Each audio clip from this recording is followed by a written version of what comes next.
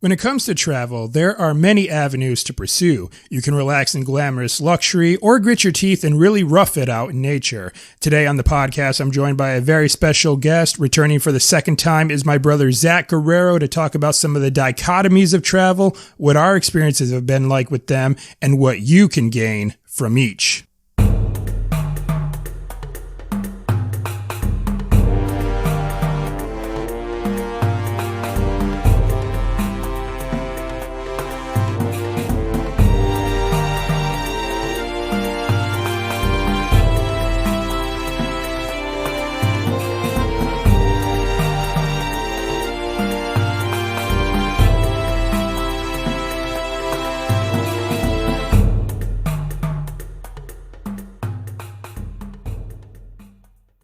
Hey, what's going on, everyone? My name is Josh Guerrero, and I'm the host and founder of this podcast, which is simply titled the All Around Adventure Podcast. Whether you're joining me for the first time or if you've been listening for a while now, I certainly do want to welcome you here. And as always, I want to thank you for being here today. I know you're busy. I know you got a lot going on. There's also a lot of great podcasts out there that you could be listening to right now. But the fact that you chose to download and tune into this one, I greatly appreciate it. And if you are, in fact, new to this podcast and you're not entirely sure what we're all about here, this is the show where you hear amazing tales from afar and get the all-important life lessons that go along with them. And those will be travel stories from myself, as well as the fantastic guests that I welcome on this show.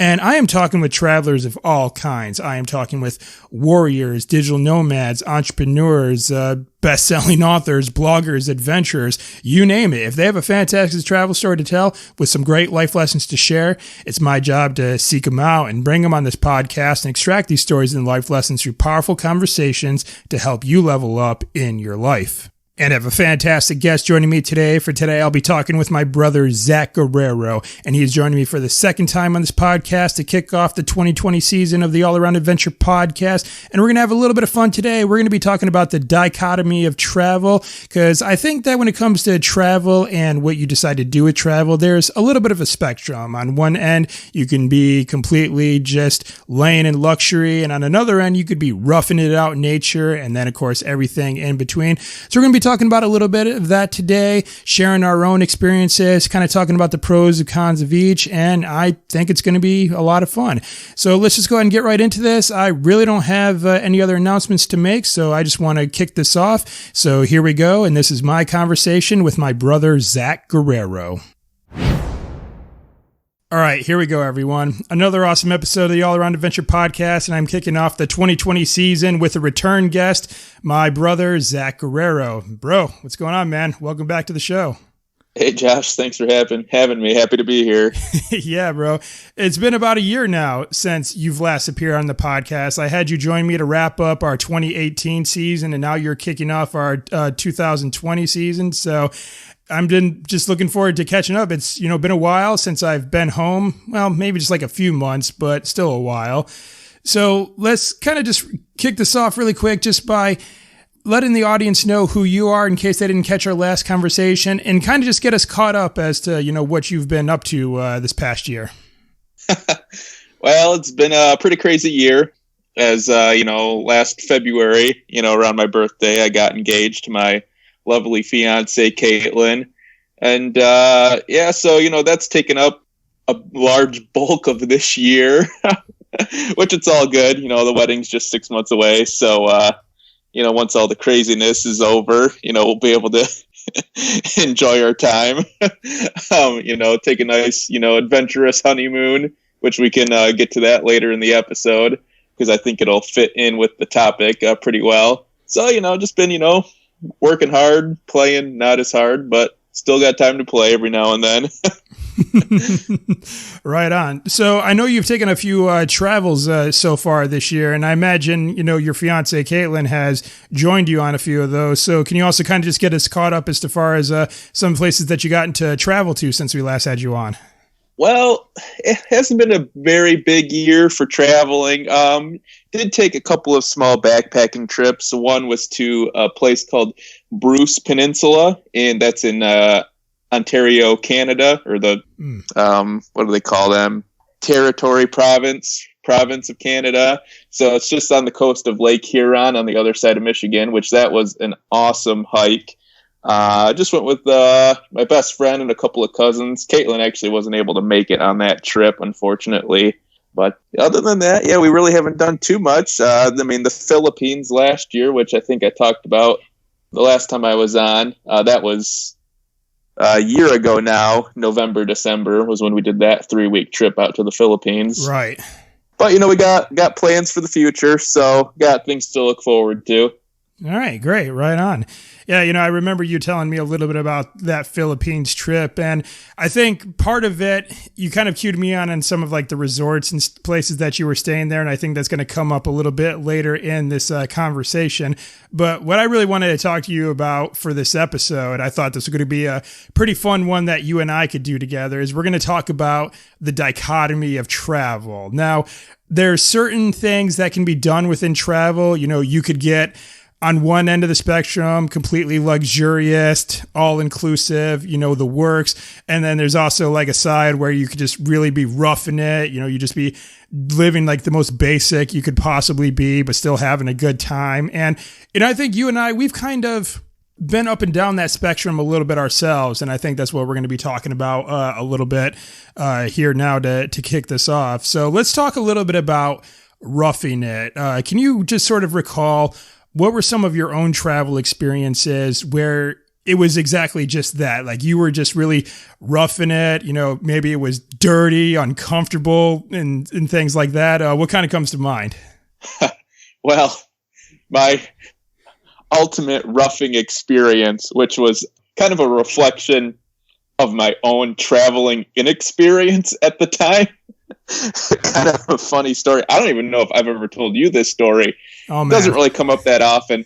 But I went on, this was kind of like my first backpacking adventure, and I went to Isle Royale National Park by myself. Mm.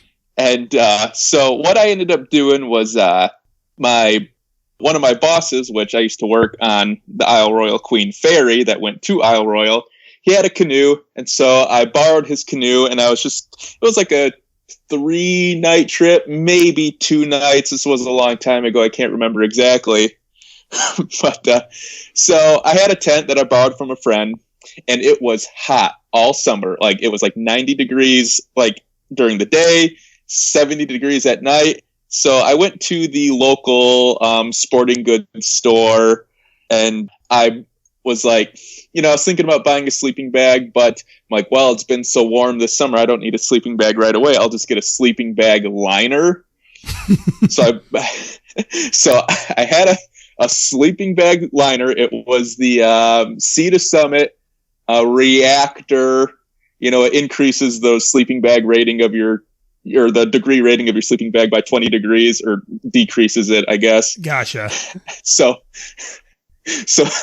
I had the tent, and I had that. That was it. And the 3 nights I was there were literally like the 3 coldest nights of the summer. It got down to like below 50 degrees. Oh, jeez. But here's the thing. So, I'm just like out there by myself. I'm canoeing, Rock Harbor. Just got my shirt off. I'm canoeing. And, the sun was out all day, and so I got so sunburnt. And that's what made me feel like I wasn't cold at night, which is actually probably pretty dangerous because you feel warm, but your body temperature is probably, your core body temperature is probably pretty low. Your skin's just tingling from the burn. So I remember laying on my stomach, and I felt like my back just felt like a radiator. I just heat just shooting off of it. And I was like, wow, this sucks.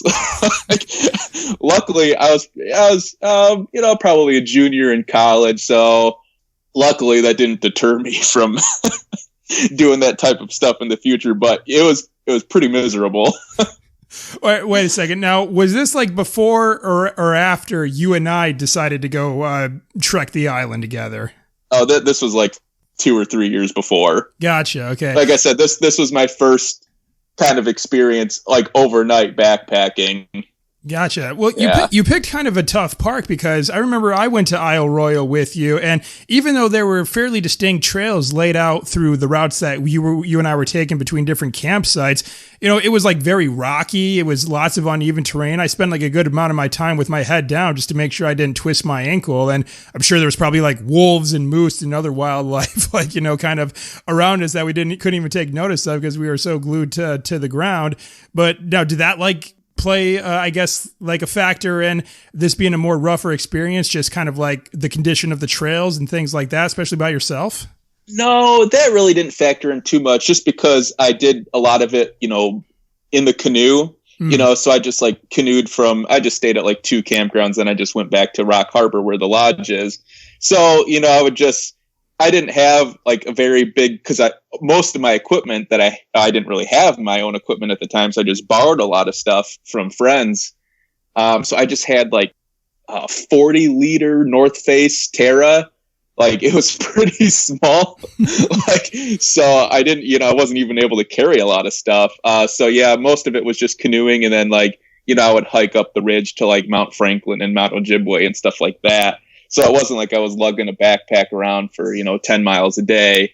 But yeah, just overexposing myself to the elements, and I guess overestimating my natural melanin in my skin, thinking I wasn't going to get sunburnt, was a stupid idea.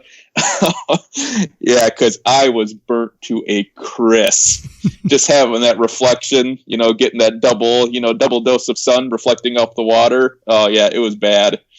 Yeah, it's interesting how you bring up Isle Royale as, this roughing experience that stands out in your mind, because I'd have to say that Michigan national parks, I mean, we don't have very many of them, but the ones that we do have are pretty wild. I mean, even when you and I decided to do Pictured Rocks together, which for anyone who doesn't know where Pictured Rock is, it's a lakeshore, and it has like just a 40-mile trail that extends like the coast of Lake Superior.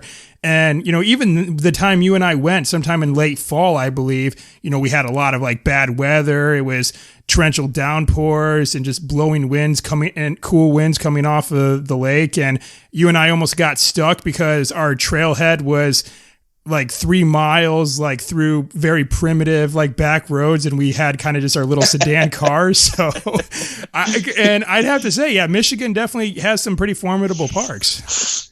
Yeah. And it's just, I guess going back to that Isle Royale experience, like I mentioned, yeah, my biggest downfall was primarily my inexperience, and just like the food. I had like a can of Spam out there with me, like, just like, it's just so bad. I was so dumb. It's just funny how, yeah, I mean, you learn quickly what not to do when you are roughing it.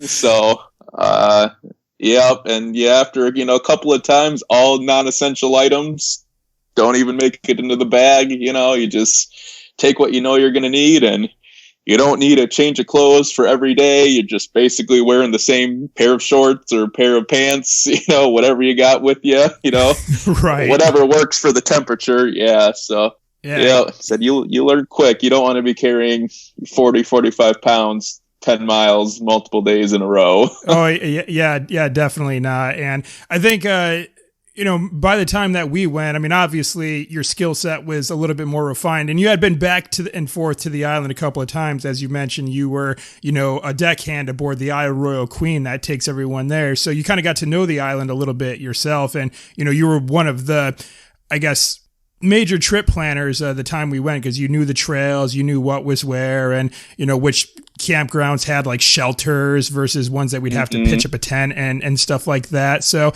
but a lot of times when asked about my favorite national parks, I mean, even you and I, we've been to a few other ones. You and I, we've been out west to Zion. We've both done Angel's Landing.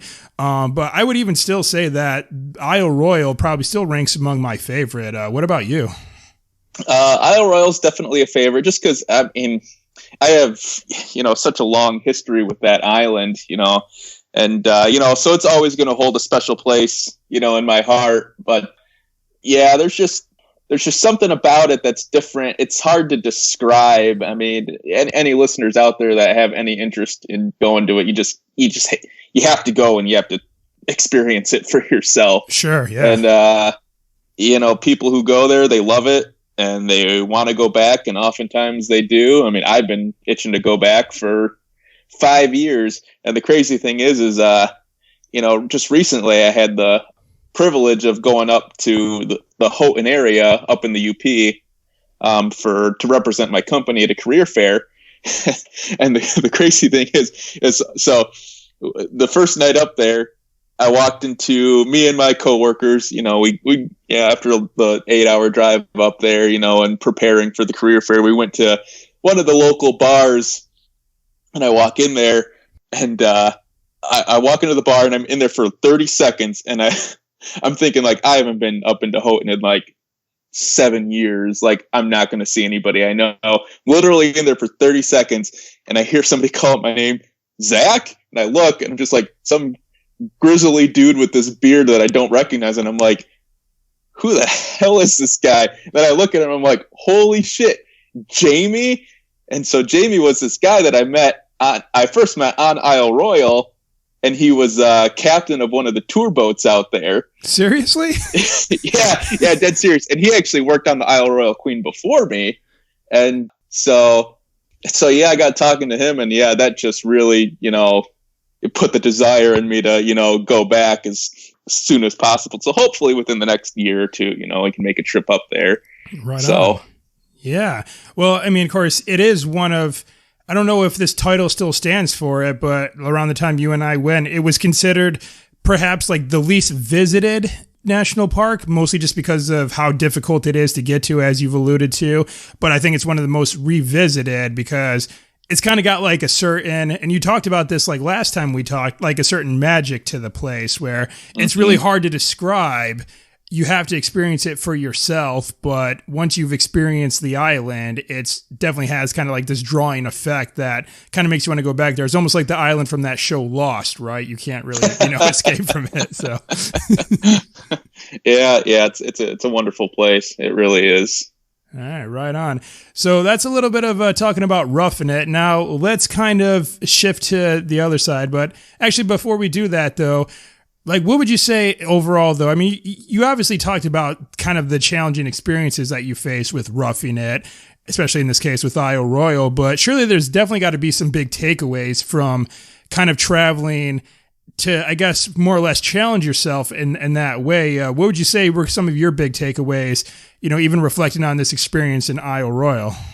Well, I don't know. I mean, just the great thing about doing, stuff like that, it's like, you learn a lot about yourself and who you are as an individual, and just overcoming any challenge. You get a good feeling, about it after the fact, and then also, you get a lot of laughs about it. Looking back and thinking like, God, I can't believe I went through that. Can't believe I survived that. I mean, I do have some other good stories. One, with me and Caitlin traveled out west where we braved the elements. It was pretty wild. That was when we did our Zion Grand Canyon trip. Mm-hmm. And, and it's great. We get to, look back and, you're miserable at the time when, this stuff's happening, but, you get to, brings you closer together with who you're with. And, you get to laugh about them. Like, for instance, the first day, we landed in Las Vegas. We were on our way up to, driving up to, Southwest Utah to go to Zion. And the whole week before this trip, we did 4 or 5 nights in Zion. Then we did 3 nights at the Grand Canyon. Week before, checking the weather, the whole week the whole time we were at Zion, 0% chance of rain, the weather said. We literally landed in Vegas, started driving, and we were chased by this huge storm cell the entire way. It was literally like a couple miles behind us the entire drive. And when we got into, what is it, Springdale that's there? But I think near Zion? Near Zion. Hurricane, I think, is the big city there, I think. Okay. But like the small town right outside, I think it's Spring something. Yeah, I think. But anyways, yeah, that's right. Mm-hmm. Anyways, it doesn't matter. It finally caught up to us there, and it was just torrential downpour. Like they had to close the Narrows, the Narrows Trail because of the flash flood that happened because of it. And man, I don't know if maybe like one or two times I've experienced a rainfall like that in Michigan. Like when we were going up the road to enter the park, I mean, it had to have been about basically the road we were basically driving in a river. There had to have been about an inch or two of water just constantly flowing down that road. And so we were just staying in a tent, my backpacking tent. And so there was like a 20-minute break in the rain.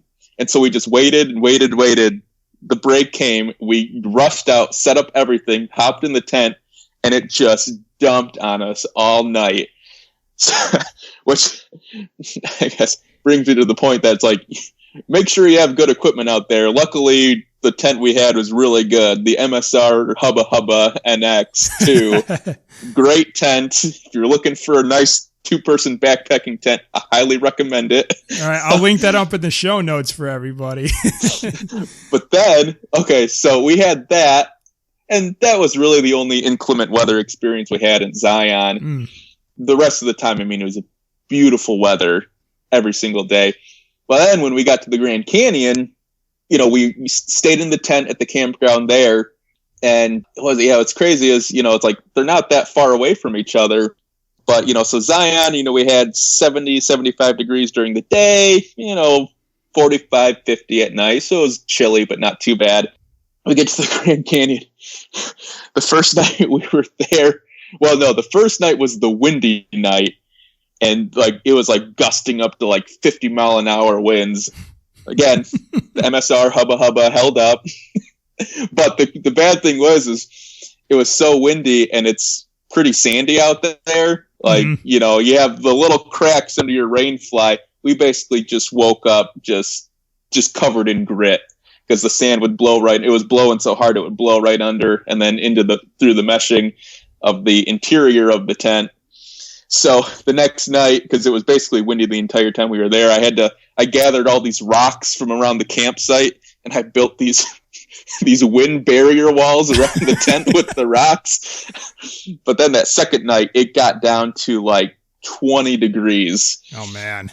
Yeah, it was cold. So my sleeping bag's rated for 30. Caitlin's was rated for 20. So we went to the shop and we bought all these hand warmers and we activated them all before it got dark or before it got super cold. So we had hand warmers in our socks, in our gloves, just scattered throughout our sleeping bag. It was pretty crazy. Wow, geez. It's interesting, hearing all of these different stories. And, a couple of things I kind of just took from your story. Obviously, going back to this Isle Royale situation, you're obviously talking about a little bit of self-reliance here because, you're out there on this island by yourself and, it's basically if you run into problems, you better figure it out, right? It's just, it's just you can't call anyone. You have no signal on this island. It's that remote, so it's figure it out basically. So you kind of learn a little bit of problem solving, and also, that's you make that really good point that obviously a lot of these situations suck at the time, especially with this what happened in Zion and also in the Grand Canyon. But these are the stories that you tell people about later on.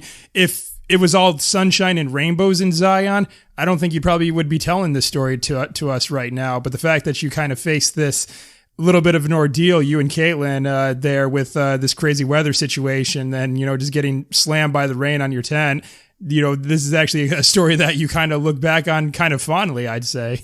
Oh yeah, absolutely. Yeah, we talk about it all the time. So unfortunately, we haven't been able to do much of that, even just regular, rustic camping. We even haven't been able to have the time to do. But we're looking forward to, the next adventure. So for our honeymoon, we plan on kind of doing something similar. We plan on hitting up, right now, we're looking at Sequoia and Kings Canyon National Parks in California.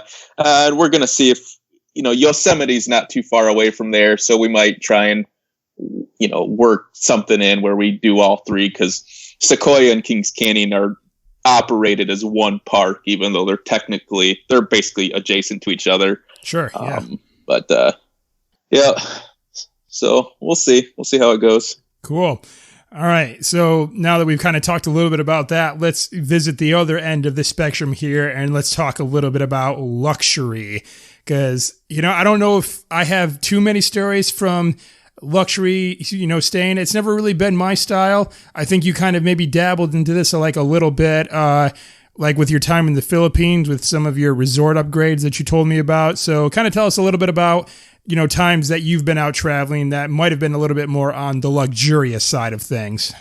Yeah. So, I think for the most part, we try to take a pretty balanced approach, to the whole roughing it versus, luxury, because not as young and spry as what I used to be. So I don't want to be lying on the ground for 10 days straight.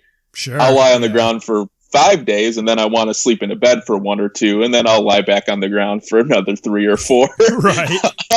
So, we try and, kind of mix it up a little bit. And that's really kind of how we've taken, whether it's, vacation, like going to the Philippines, or just, like the trip we took out west, we just try and, mix it up.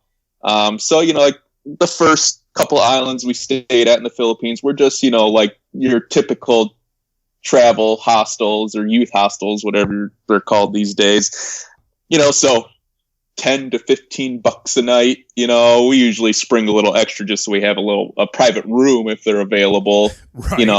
At least have that. I'd like being able to have a door I can lock, and sure. Stuff like that. But so we did that for the first 8-9 days we were there. But then we went to the island called Boracay, which is like, it's basically like it looks like you're on like a resort coast in Florida. It's basically built the same way. These long, beautiful beaches with just resort after resort after resort after resort. And we actually, the first night we were there, we actually did stay at a hostel, but it was kind of a nightmare. Uh-oh. The hostel itself was nice, but the island of Boracay, it's constantly being developed, which was a nightmare for me as a, being educated as a civil environmental engineer. Just like how they build things, it's so bad. So anyways, there was literally an a huge excavator outside of our, because our room was like right by the street, right outside our street, because they were like doing a water main replacement out there. This thing fired up at 6 o'clock in the morning, and it literally felt like there was an earthquake in our room, because it was like just right outside our window, just shaking everything. So we're like, nope, man, not doing this. So we had 3 nights reserved, and we're like, you got to give me my money. So they're like, all right, yeah, we understand. So we went and we upgraded, and we just stayed at kind of like what would be the equivalent of like a 3-star resort. And we kind of hopped around a couple different ones. But on that island, there really weren't a whole lot of options. Well, there basically weren't really any options for, roughing it. It was all just pick your resort, So we stayed at a couple different ones, and they were all, nice, but nothing super fancy. But later on, when we went to the next island, the island called Palawan, this place was super cool, because Palawan's kind of more of like a mountainous island. It's not heavily populated.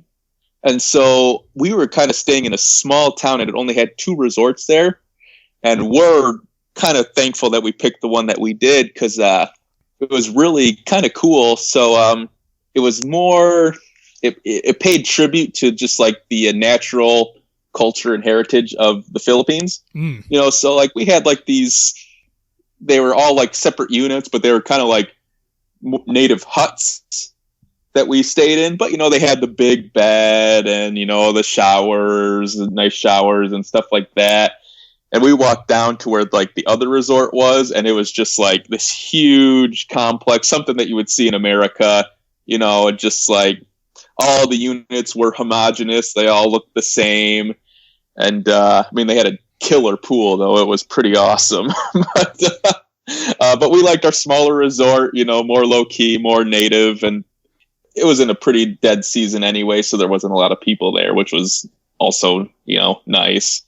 Yeah, there's definitely is a time and a place to kind of, live it up a little bit. You're kind of talking about now you're sort of balancing between roughing it for maybe a little bit, but then every once in a while you kind of want to break from that, right? Just to kind of just sort of relax and chill and, kind of, I guess, de-stress to to a degree too. And actually, I did take a trip similar to that when I was in Tenerife, Spain. I rented I rented like a whole house. It was a villa, and it was one of those kind of like eco type sort of things. Like the houses, they didn't have like air conditioning units or very much like electrical stuff. It was kind of designed to just open the windows and let the sea breeze pass through because it was right by the water. And I just remember that was actually like pretty relaxing. They had like a nice like upstairs, like outside like sitting area that you can go to. So, but I gotta say, like, typically I wouldn't say that's my style because I would just consider something more budget too, and this was kind of expensive, but it was kind of nice. And we kind of had like our own private beach and everything, and I gotta say, that was pretty sweet. Yeah, and it's like, getting to the point too where it's like, I don't have to pinch pennies as much, so it's like, why not have the little luxury every now and then. For instance, when I was talking about how I don't want to sleep on the ground for 10 days straight, we went to, after Zion, they had the company is called Under Canvas, and it's that glamping style. You go in and, what do we stay there for 2 nights? Just the one? Okay. So we stayed there for 1 night, and, these big canvas tents, and they're probably a little bit bigger than your standard hotel room.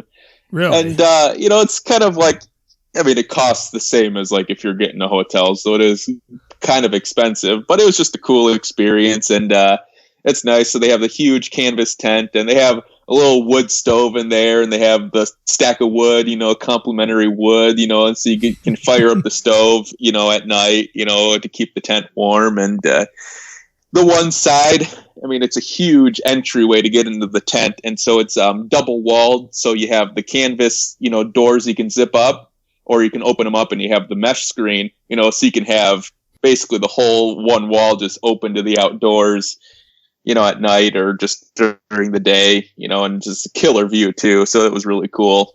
Now, did this tent also have plumbing? Did you have like running water and a toilet, shower, or anything like that?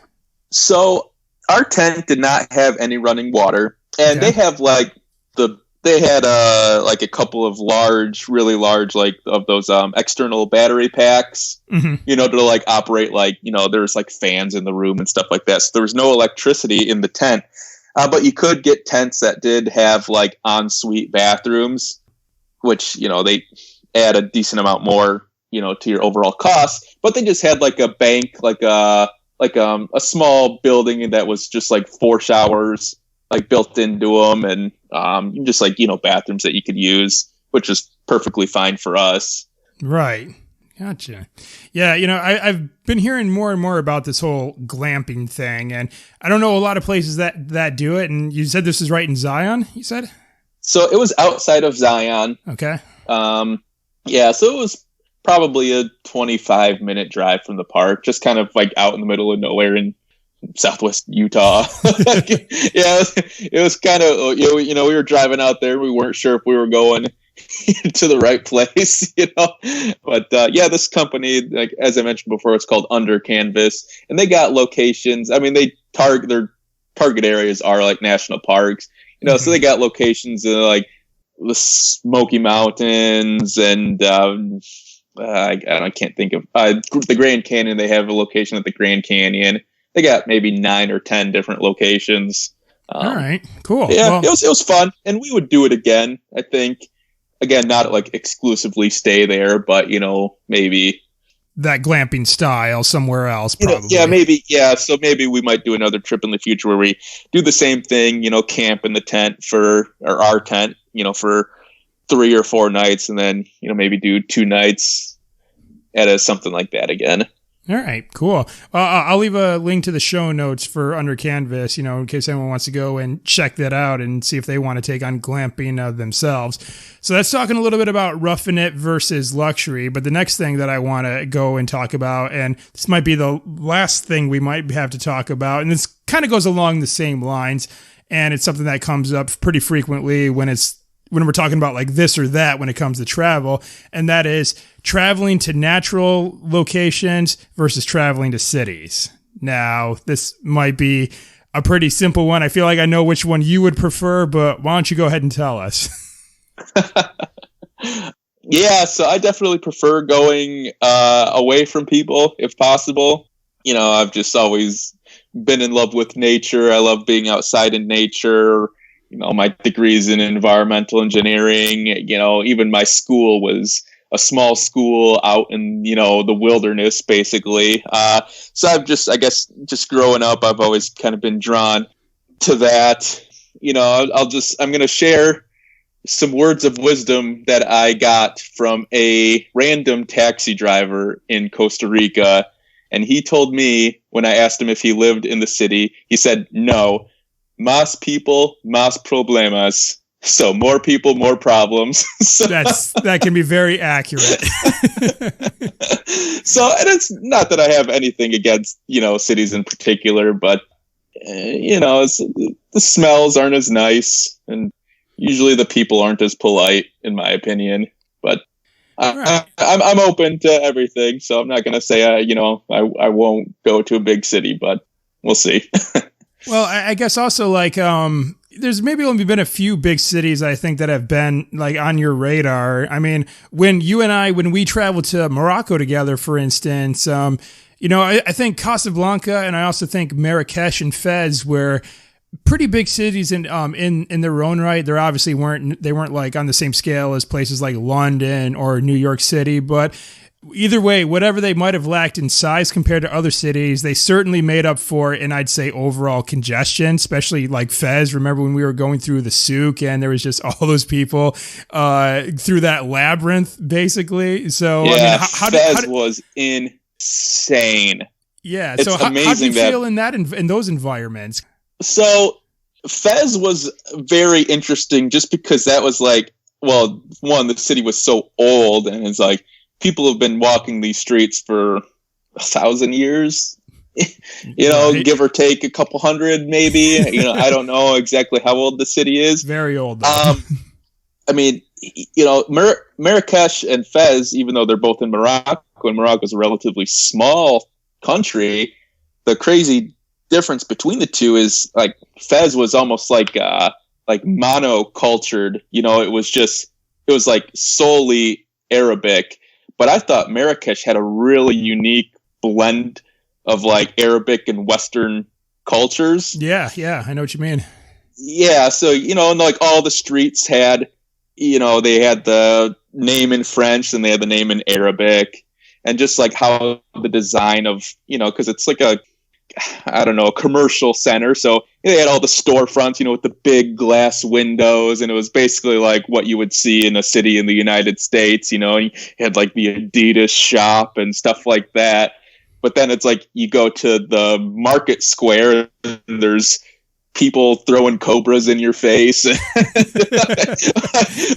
I thought Marrakesh was actually a really cool city. I mean, Fez has that certificate of authenticity, no doubt, but it was a little much for me because those people are just looking to scam tourists in that city. I swear to God. Yeah, it was kind of hard to move in the labyrinth. Well, mostly because we didn't really know our way. I mean, it was like I said, it was a labyrinth, is what that market felt like, and of course, it took us a little bit to kind of get through it. And I think we kind of maybe overestimated our abilities to navigate the thing a little bit absolutely. too. Yep. But yeah, I do remember going to Marrakesh, and I remember you and I, we took the train from Casablanca because we had both flown in there, and we were going to Marrakesh to meet up with our tour group, but we were there a day early. And I remember I wanted to get something authentic when we had arrived, and the only options we had was like a KFC and a McDonald's, inside the train station. And I thought that was kind of weird. you thought that I probably would have been excited to maybe try one of those places because, I just spent like about a year and a half in Gambia and at the time, but I was still hoping for something authentic, but it wasn't there. It's right there in the train station. And we were just so hungry, so we kind of had to compromise for some American fast food. But it was kind of just interesting also just seeing, like you said, that kind of Western blend, like right there that was readily apparent. Mm-hmm. Yeah, so, all right. Well, let's see. And then what else? I think, to me, I'd say cities, though, are kind of, they could be like really cool. I'd have to say London is probably my favorite city to date, mostly just because it's a very historical city and there's a lot of amazing places there. And there's also really a lot to do.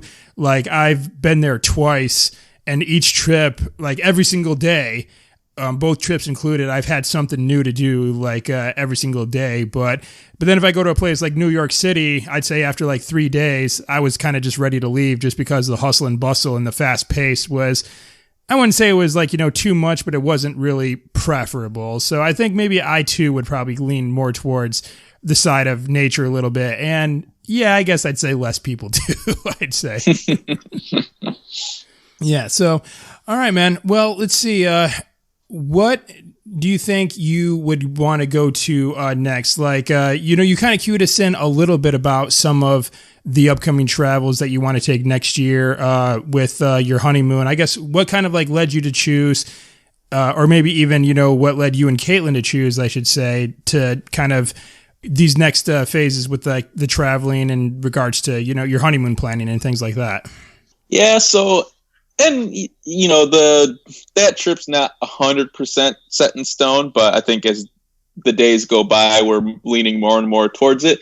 And like we've talked about, there's the typical, okay, you go to Hawaii or you go to the Dominican Republic for 7 nights at an all-inclusive resort, and we've done that. I mean, I guess our only experience with all-inclusive stuff was the cruise we took, and it's like we like that fine, and it's fun, and it every once in a while it's nice to just kick back and literally have everything handed to you, you're weighted on hand and foot.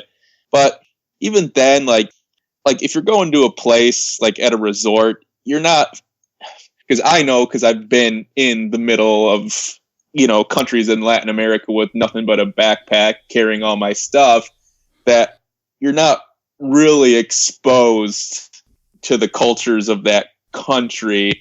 So, and I'm not trying to rip on people, who just want to go to all-inclusive resorts, but it's like when they come back and they're like, oh, it was such an amazing cultural experience. And I'm like, what?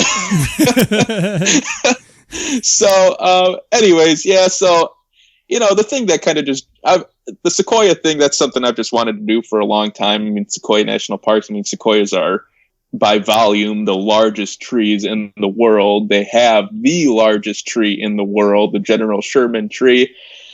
I think walking, among those giants would just be a very humbling experience. These trees are, some of them are over 1,000 years old. They could talk, who knows, the crazy stories that they would have to tell us. So, I just think something like that would just be very good for the soul and just fun to do. Yeah, definitely. And, that's definitely a unique aspect of Mother Nature right there. These trees just being there for millennia now. And, actually, I would like to visit that place too. You kind of got me interested, like all of a sudden. But also kind of going back to what you talked about, the cruise there and just kind of like the all-inclusive resorts, is that I wonder if I can really even say that's travel too much, like very, very much like at all. Because like you said, you're not really experiencing the place that you're traveling to, because it's set up pretty well to cater to the tourists, especially like in the case of the cruise, because I had taken a cruise to the Bahamas, and you can just see all the booths and the shopping and everything like that is set up exactly for tourists to go there and buy stuff. Where I was there with a friend of mine, and I'm like, yeah, let's go a little bit further. Let's get past like all of this, I guess I would almost say smoke screen to a degree. And let's really get into like the city and kind of experience the country or experience the place. And we also rented a Jeep on Grand Bahama Island, and we went like further into the island to go to like explore some underwater caves. And I'm like, now this is how you should experience a place that you go to, because if you just kind of stay within the port, you're not really getting the full feel of what the island has to offer. Yeah, exactly. I agree 100%. Yeah, we had a pretty similar experience in our cruise too. So, one of the stops, we stopped at an island off the coast of Honduras called Rotan. And I've been there before when I was doing my study abroad in Central America. And so, yeah, we just flagged down a taxi driver and was like, hey, let's just take us to a nice beach. And, so we kind of just did our own thing. And, so that's nice. And, the benefit of the cruise ship aspect is, they have the excursions you can sign up for. And some of them are, pretty good. So yeah, you just got to be willing to pay for them. Yeah, right.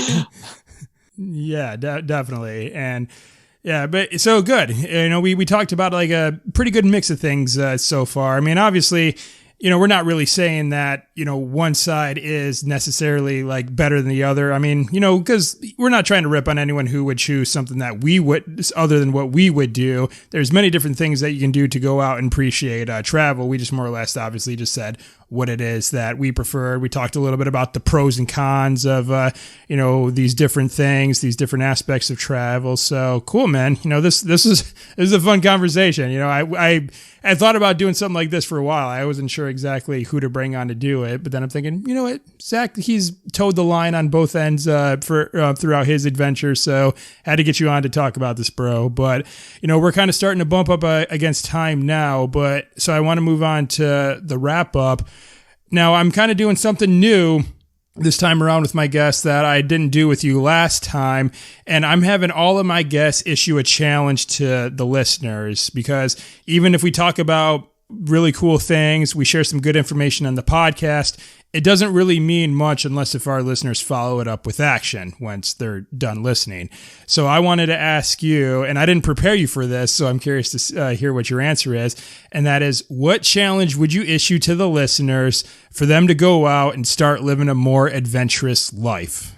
Oh, geez. Okay, so what challenge would I issue to the listeners for them to go live a more adventurous life? Exactly. Oh, man. Okay. All right. Here's one, and kind of probably not what you would expect. Wherever you go, especially for going to a different country, go out and dance with the natives. Do you remember the time when we danced with all those Berbers in Morocco? Do you remember that? Yes, I do. I do. Just go out, have fun, make a fool out of yourself. It's all a good time. That was actually one of my favorite things when I was doing my study abroad in Central America, just going out, learning salsa, learning merengue, learning bachata. You're in the clubs with all the ticos, just like dancing around, Yeah, just go out, live, have fun. Yeah, it's a great way to get out of your comfort zone, and you're right. I absolutely was not expecting that answer at all. But there's a lot of value to that, though, because for one, you're probably getting out of your comfort zone quite to a degree when you do that, and also you're probably winning over the respect of the locals pretty quickly if they kind of see that you're willing to put yourself out there like that. So I'd say that's kind of a win-win situation there. All right, cool. All right, so now what I have next for you is my final three. Now, these three questions you have been asked before, but I'm curious to see if your answers might have changed since the last time I've asked you these. And the first of those questions is, what is your favorite place that you've been to so far? Oh, man. Well, I remember my original answer was Monteverde in Costa Rica. But, yeah, to be honest, Zion's up there now. After I've been there, yeah, that's just great national park. There's something for everybody to do there. It's, all skill levels, whether you're a novice hiker or an expert, and just the scenery is just unbelievably beautiful there. So that's at least in my top three. So I'm going to say that for now.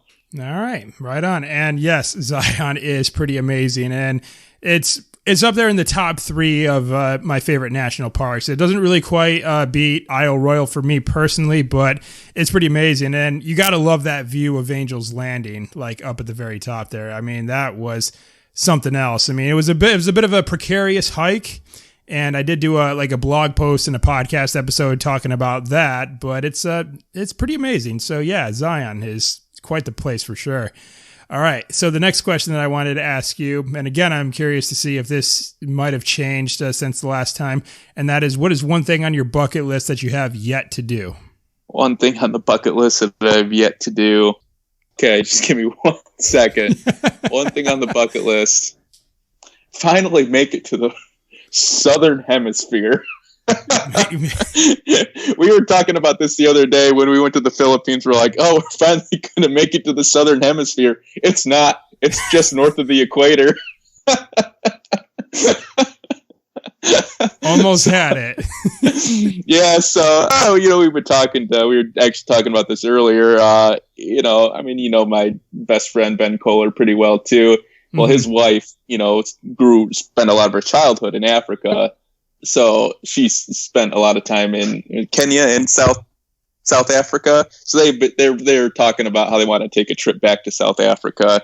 So we were talking about, going with them in like 5 years or something like that. And so we just brought it up. We had a good laugh about it. We're like, finally to the Southern Hemisphere. So kind of silly, but yeah, that's on the bucket list. All right. Well, that's definitely a first to come up on the podcast. No one else has brought up a bucket list item like that before. So very cool. And the last question, and this is a 2-parter. What is your favorite animal, and have you seen this animal in the wild? So my favorite animal, probably still the wolf, any variation of it. And no, haven't seen it in the wild, but have heard it in the wild and have basically walked the same trails as them and have seen their footprints in the muddy trails after a rainfall. So they walk the same path I walked, just 5 hours before I did, which is pretty cool in itself. Not as cool as seeing it, but comes pretty close. So, and hearing them at night, unfortunately, they've reintroduced wolves on Isle Royale, but when I used to go out there, they had a pretty healthy population. It's kind of sad that it was basically decimated in the course of like 7 or 8 years. But once you get out to the middle of the island, it was pretty common to hear them howling at night, which was a little nerve-wracking to some, but still a pretty cool experience.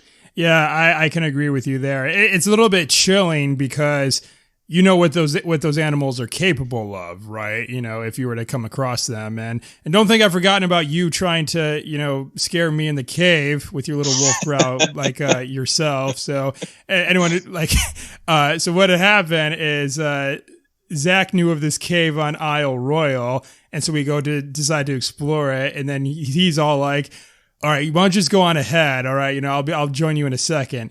And then he sneaks into a back way into the cave, and as I'm coming through the front entrance of the cave, he's hiding in the dark, and he growls like a wolf and scares the shit out of me. Yeah, I thought you came off like you were so mad. I thought you were gonna hit me. I thought you were gonna deck me and lay me out because you were yelling. You were just like, "Oh, Zach, I can't believe you did that." Yeah, it was there's just this little tunnel, and the cave wasn't super huge or anything, but I basically had to shimmy in on my belly to get into it. Yeah, so it was pretty funny. All right, well, you played that really well. So in hindsight, I will give you that. You played that off really well, and you also had a very convincing wolf growl too. So, right on. All right, brother. Well, that's it. That's all the time that we have for this. But I want to thank you again for joining me once again and kicking off this new season of. This 2020 season of the All Around Adventure podcast. So thanks a lot for joining me again, bro. This is great. Yeah. Thanks for having me again. It's always fun. Always fun talking to you, bro. Yeah. Well, we'll have to maybe do this an annual thing, close to the end of the year, beginning of a new year, get you back on. We'll kind of recap and see what other cool things we can talk about and what other antics that we've done that we can reflect upon. Yeah, I'm down. Yeah, hopefully, next year, we should have a decent amount of stories because we got several things planned for next year. So, All yep. right. Yeah, thanks again for having me on. Yeah, I appreciate it. Yeah, you bet. Right on, brother. Well, there you have it, everyone. The first guest episode of 2020 is in the books. I hope you enjoyed today's episode, and if you did, make sure you subscribe to the All Around Adventure podcast, wherever you might be listening to it. This is a weekly podcast. We got a brand new episode coming out every single Saturday, and we also have new episodes every Wednesday for our Wisdom Wednesday segment. So make sure you are subscribed so that way you don't miss a single episode. Also, if you did find this episode beneficial, please share it with a friend or family member who you think will also enjoy it and get something from it. And do head over to iTunes and leave us a good rating and review. It only takes a couple minutes of your time, and those ratings and reviews go such a long way to getting the word out about this podcast, so that way more people can find it and get some value from it as well. Also, this podcast is one of a few free resources that we have at All Around Adventure, along with our blog at allaroundadventure.com. We also have a private Facebook group called Travel Titans. It's a group that is created for travelers to share their stories, their tips and advice, as well as their inspiration pertaining to both travel and self-development. And if you think there's something that you'd like to be a part of, head over to facebook.com/groups/Travel Titans, and we look forward to seeing you there. And the last thing that I'd like to share before I close out here, again, I just want to thank you for being here today. I know you're busy. I know your time is very important, that you got a lot going on, but it just means so much to me that you chosen to download and listen to this podcast. Hear what I had to say today, hear what my brother had to share as well, and I greatly appreciate it, and I don't take it for granted. And that's all I have to say for now. Be sure to check back in on Wednesday for our Wisdom Wednesday segment, and we also have a new episode coming out next Saturday as well. But until then, I'm Josh Guerrero saying be safe, happy travels, and always move forward.